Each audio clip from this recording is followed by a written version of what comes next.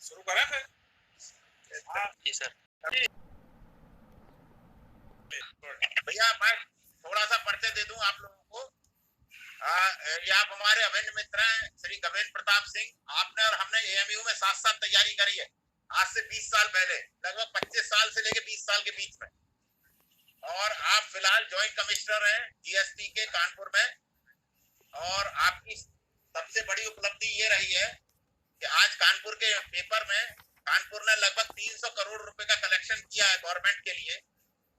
जब आप लोग में से कोई सेलेक्ट होकर के आईआरएस बनेंगे या सेल टैक्स की सेवा में जाएंगे तो आप लोगों को पता चलेगा कि गवर्नमेंट को जितना पैसा जाता है उसका अकेला 70%। फॉर्चुनेटली और अनफॉर्चुनेटली मैं भी सेल टैक्स विभाग में रहा हूँ लगभग 2 साल, तो गवर्नमेंट के कंट्रीब्यूशन का लगभग 70% हिस्सा जो है वो सेल टैक्स ही देता है। अगर सेल टैक्स विभाग खत्म कर दिया जाए तो सरकार के पास तनख्वाह देने का भी पैसा नहीं बचेगा। और बहुत इंपॉर्टेंट विभाग है और बहुत ही जटिल प्रक्रिया है इसकी। और जीएसटी के आप स्पेशलिस्ट हैं। इसके अलावा इकोनॉमिक्स को बहुत बेसिक ग्राउंड से आपको पढ़ाना शुरू करेंगे और सेकेंडरी और टर्शरी लेवल पे ले जाएंगे। एएमयू के अच्छे स्कॉलर रहे, इससे पहले आपका चयन कई बार हुआ। और जो अलीगढ़ में एक कॉलेज है डिग्री कॉलेज, उसमें भी आप प्राध्यापक रहे। मेरे ख्याल से 1-1.5 साल करीब रहे यार, मुझे जहां तक ध्यान आ रहा है। 2 साल। अब देखो मुझे इतने दिन में 1.5 साल याद रहा है ना। नाउ उम्मीद करते हैं कि आप सभी लोग आपके गाइडेंस में पर वीक आपने इस बात पर सहमति व्यक्त करी है कि आप एक लेक्चर मिनिमम जरूर लेंगे और हर वीक आपका लेक्चर होगा। और आप जो है जब लास्ट में कुछ आपको 1 वीक का काम देंगे वो आपको कंसेप्ट पढ़ के तैयार रखने हैं नेक्स्ट मीटिंग तक, ताकि नेक्स्ट मीटिंग में दोबारा से सारी मेहनत न करनी पड़े और आप गियर अप कर जाएं।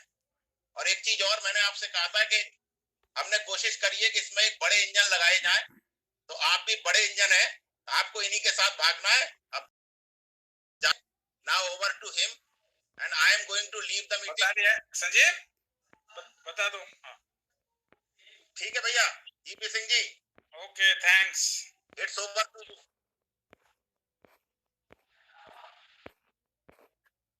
Thank you Alok ji.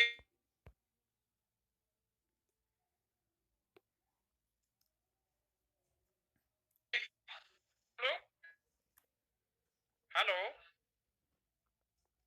Hello. जी सर।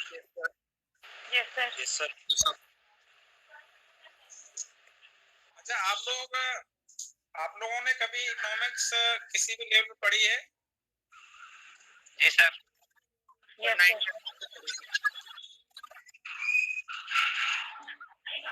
मतलब 10th 9th 10th 11th 12th किसी एकेडमिक लेवल पर।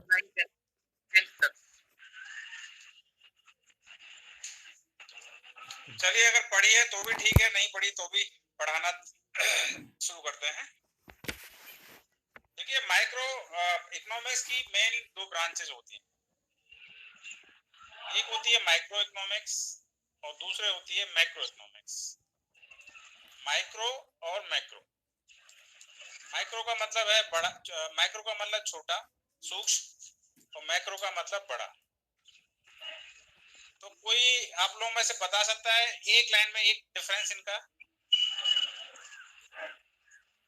सर, माइक्रो में इंडिविजुअल का हम अध्ययन करते हैं, जबकि मैक्रो में कभी काफी बड़े लेवल पे अध्ययन किया जाता है सर। हाँ, बिल्कुल ठीक है, लेकिन इसका मतलब क्या हुआ? जैसे फॉर एग्जांपल। जी सर। एग्जांपल दीजिए इसका एक। सर, जो माइक्रो इकोनॉमिक्स होती है वो किसी पर्टिकुलर इंडिविजुअल और यूनिट की डिफाइन करती है या उसकी इकोनॉमी को स्टडी करती है। जैसे जो माइक्रो इकोनॉमिकल ग्रुप्स वुमेन्स चलाती हैं एक रूरल एरिया में in order to pursue economic values. जैसे 6-7 महिलाओं ने मिलकर भैंस खरीद ली और फिर उसका दूध बेचा, तो that is a part of micro economy. किसी पर्टिकुलर फर्म के लिए भी कह सकते हैं सर, उसकी फर्म की ट्रांजैक्शन के लिए। जैसे मान लीजिए मुझे अपनी कोई डिमांड की स्टडी करनी है कि मुझे अगर लाइफ में अगर मैं ये बनाऊं कि मेरी प्रायोरिटी ये 10 चीजें हैं, तो ये एक इंडिविजुअल लेवल पे हो गया, यानी इंडिविजुअल की डिमांड जैसे आप लोगों ने बताई। जैसे इसमें क्या होता है, study of decisions made by the people and business community, और इसके बाद जो मैक्रो इकोनॉमिक्स होती है वो बड़े लेवल पे होती है। जैसे नेशनल इकोनॉमी की हम बात करेंगे, जैसे आप जीडीपी पढ़ते हो वो आप मैक्रो इकोनॉमिक्स में पढ़ेंगे, इन्फ्लेशन मैक्रो इकोनॉमिक्स में पढ़ेंगे, अनएम्प्लॉयमेंट मैक्रो इकोनॉमिक्स में पढ़ेंगे। जब इंडिविजुअल बिहेवियर की बात है, इंडिविजुअल बिहेवियर का मतलब कि मेरा डिमांड पैटर्न या किसी कंपनी का allocation of resources, allocation of resources से मतलब ये हुआ कि कोई भी कंपनी मिनिमम कॉस्ट में मैक्सिमम प्रोडक्शन कैसे करेगी, ठीक है ना। वो जैसे आप लोगों ने पढ़ा होगा जो डिमांड और सप्लाई कर्व होता है, वो आपने देखा होगा ना, क्रॉस क्रॉस शेप का होता है। जब डिमांड बढ़ती है तो प्राइसेस ऊपर जाते हैं, और जब डिमांड कम होती है तो प्राइसेस नीचे आ जाते हैं, वो इक्विलिब्रियम पे सेट हो जाता है। तो बेसिक डिफरेंस यही है कि जो माइक्रो इकोनॉमिक्स है, माइक्रो का मतलब छोटा, कि जब हम एक किसी इंडिविजुअल के किसी डिमांड पैटर्न की या किसी इंडिविजुअल बिजनेस की, किसी कंपनी की, अगर हम जैसे कंपनी के लेवल पे क्या हो गया, कॉस्ट ऑफ प्रोडक्शन, और इंडिविजुअल के लेवल पे क्या हो गया, डिमांड एंड सप्लाई का बिहेवियर। जैसे आपके घर में है, अगर आपके घर में 6 लोग 7 लोग या 10 लोग हैं, और वो कहते हैं कि हमें ये चीज चाहिए, हमें ये चीज चाहिए, हमें ये चीज चाहिए, तो उसका आप एक पैटर्न बना सकते हैं। तो उसको हम कहेंगे एक माइक्रो इकोनॉमिक्स को आप स्टडी कर रहे हैं। लेकिन जब आप अपने गांव की या अपने शहर की या अपने देश की बात करेंगे तो हम उसको मैक्रो इकोनॉमिक्स में ले जाते हैं। तो माइक्रो इकोनॉमिक्स केवल आपके इंडिविजुअल बिहेवियर को अफेक्ट करता है, और मैक्रो इकोनॉमिक्स पूरे जो आपकी, जैसे नेशनल इकोनॉमी की हम बात करेंगे, जीडीपी की, जीएनपी जैसे आपने पढ़ा होगा, तो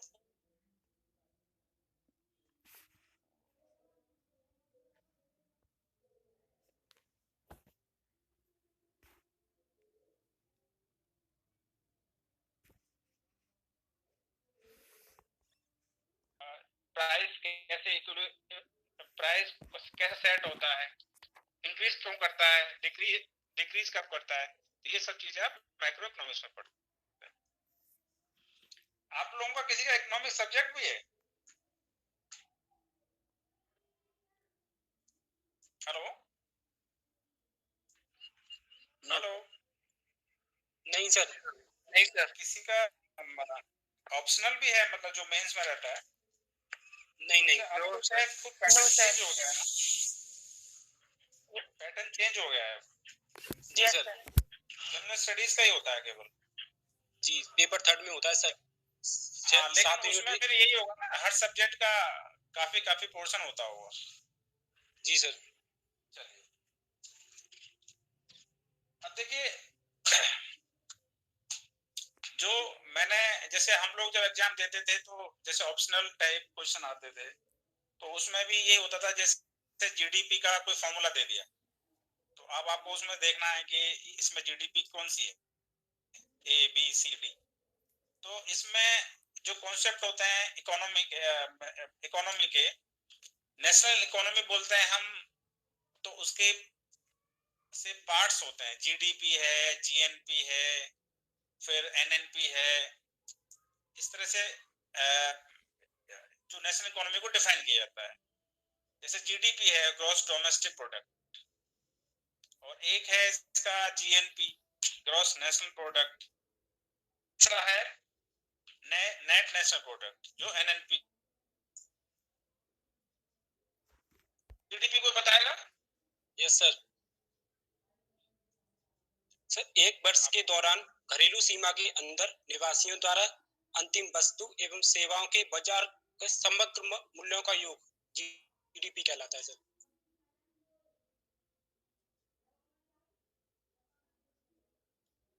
चलिए, और कोई थोड़ा सा इंग्लिश हिंदी मिक्स करके नहीं आप लोग बोल सकते हैं क्या? सर